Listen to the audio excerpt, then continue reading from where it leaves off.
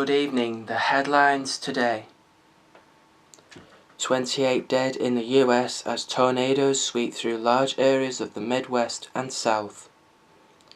BP reaches a £4.9 billion deal with thousands of people hit by the oil giant's Gulf of Mexico disaster.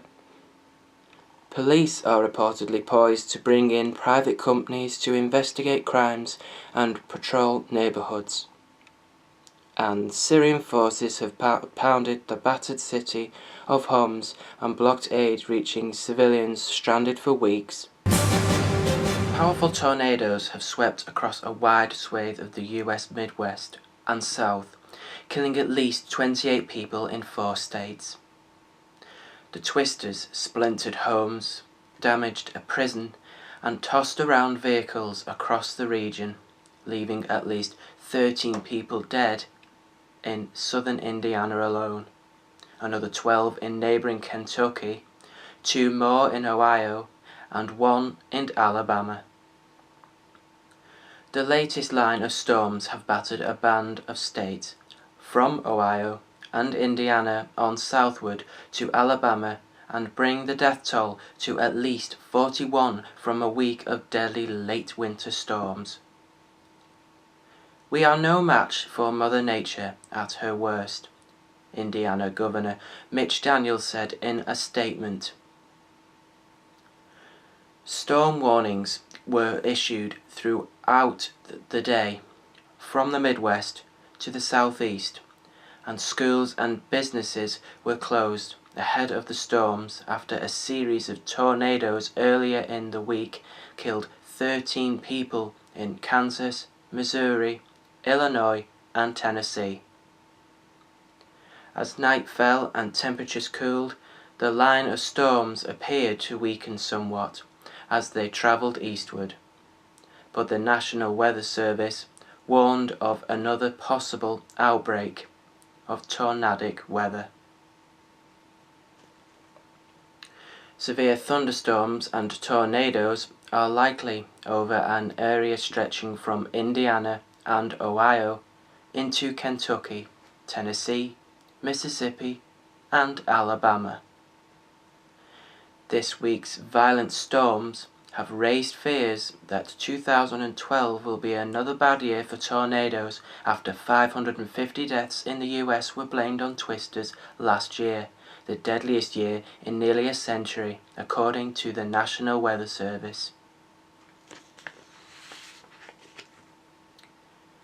BP has reached a $4.9 billion deal with the thousands of people hit by the oil giant's Gulf of Mexico disaster. The company said it expected the money to come from the £12.6 billion compensation fund that it set up following the Deepwater Horizon oil rig explosion in 2010, the worst spill in US history. BP has stressed the proposed settlement was not an admission of liability. The group's chief executive, Bob Dudley, said, "From the beginning, BP stepped up to meet our obligations to the communities in the Gulf Coast region, and we've worked hard to deliver on that commitment for nearly 2 years." The proposed settlement represents significant progress towards resolving issues from the Deepwater Horizon accident and contributing further to economic and environmental restoration efforts along the Gulf Coast. BP still has to resolve claims by the US government, Gulf states, and its partners in the doomed Deepwater Horizon project, in which pressure from a well a mile below the ocean's surface blew up a massive drilling rig, killing 11 men and spewing oil into the sea for nearly 3 months. Police are reportedly poised to bring in private companies to investigate crimes and patrol neighborhoods. According to The Guardian, two forces, West Midlands and Surrey, are asking security firms to bid for contracts worth £1.5 billion over 7 years to run some services that are currently carried out by officers. Successful firms would have a wide range of responsibilities, including detaining suspects and responding to incidents, but would not be able to arrest suspects. Administrative roles such as legal services and managing forensics are also set to be outsourced. Then Presidently, Union's National Officers for Police and Justice said, "Bringing the private sector into policing is a dangerous experiment with local safety and taxpayers' money. We are urging police authorities not to fall into the trap of thinking the private sector is the answer to the coalition's cuts. The fact that the Home Office is refusing to publish its business case, even under FOI, Freedom of Information Act, speaks for itself." A West Midlands Police Authority spokesman said, "Combining with the businesses sector is aimed at totally transforming the way the force currently does business, improving the service provided to the public." A Home Office spokesman said, "Private companies will not be able to arrest suspects, and they will not be solely responsible for investigating crime.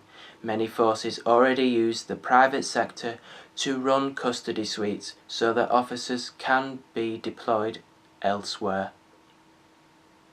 We support the police in considering the value of private sector partnering to achieve cost savings and better services for the public." Syrian forces have pounded the battered city of Homs and blocked aid reaching civilians stranded for weeks without food and fuel in the former rebel stronghold. The renewed government assault came a day after UN Secretary General Ban Ki-moon said he had had grisly reports that President Bashar Assad's troops were executing, imprisoning and torturing people in Syria's third largest city. An act of pure revenge, Assad's army has been firing mortar rounds and 500mm machine guns since this morning at Jobaa, said the Syrian Network for Human Rights, referring to a neighborhood adjacent to Baba Amro, the Homs district, from which Free Syrian Army rebels pulled out this week after almost a month of bombardment. Concern is mounting for civilians in freezing conditions in battered Baba Amro, where Red Cross trucks are still blocked from entering. Syrian authorities had apparently given the convoy permission to enter, but government forces on the ground have stopped the trucks because of what they said were unsafe conditions. Anti-government activists say they feared troops are keeping the Red Cross out to prevent aid workers witnessing a massacre of alleged rebels in Baba Amro, which have become a symbol of a year-long uprising against Assad. Finally, Prince Harry has become a rum-drinking, street-dancing, crowd-pleasing royal during his first encounter with the people of Belize. The prince had come to name a street in honour of his grandmother the Queen, and to sample the country's culture as he began his Diamond Jubilee tour in tribute to the monarch. But on Friday night, he left protocol behind and enthusiastically bonded with the locals during a walkabout at a block party staged to celebrate his grandmother's 60-year reign. The party prince knocked back shots of rum, played the fool as he sampled local dishes, and became King Creole for the night, dancing with women and leaving others screaming his name as he went on a walkabout. He charmed the crowds during a speech, joking with a heckler who told him to speak louder and telling the audience it was stuck with him, representing the Queen. When the third in line to the throne took the hand of Denise Encreas, 36, who took part in Creole, sometimes known as Creole, performance, he told her, "Let's dance a little bit, not too much." Dressed in a traditional Belize shirt, a gift from the Governor General Sir Colville Young, Harry twirled the Creative Arts Development Officer, who performed a Brooke Dong Bram with the Royal. And that's it for now. I will be back at 7 o'clock with a late news update. But for now, from me and everyone here on the GAP Weekend News team, bye bye, have a great evening.